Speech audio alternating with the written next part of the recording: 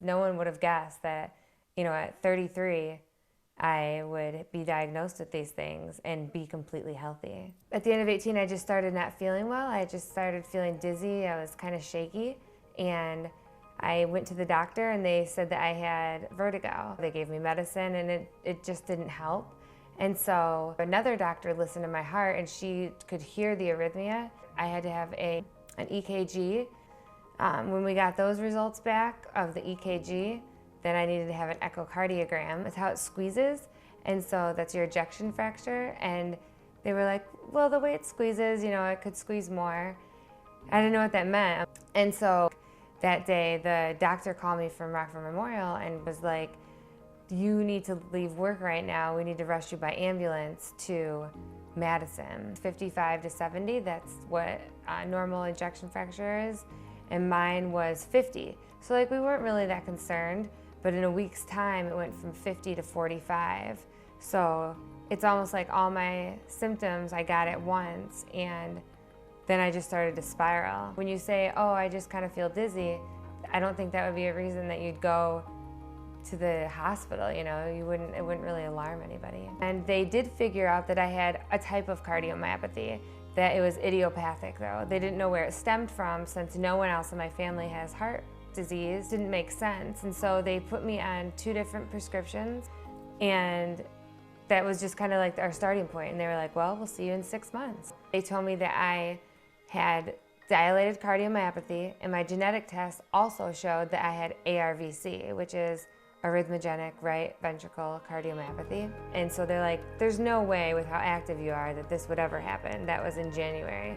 So they're like, come back in June and we'll just see if it's even present.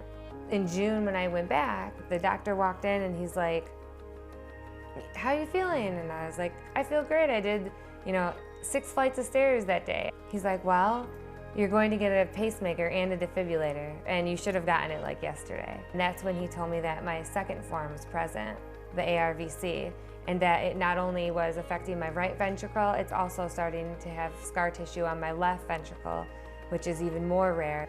What I thought was gonna happen when I was 50 happened 6 months later. I was like a ticking time bomb.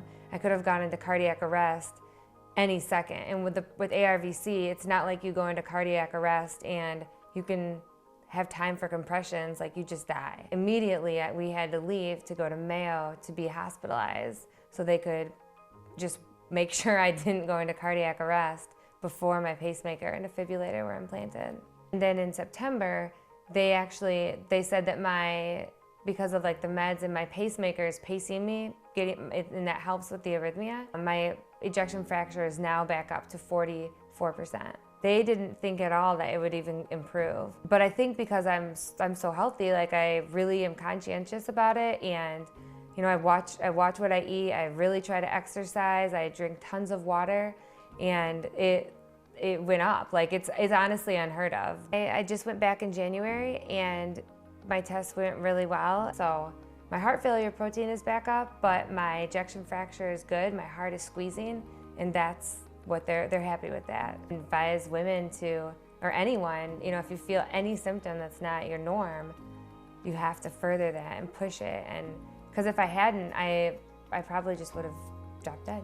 So without the American Heart Association, all of this research and money towards it wouldn't be. I wouldn't have this. My prognosis would have been, well, you're just gonna die. It gives you education towards that and gives you education and hope that everything's gonna be okay. It gives you a brighter future.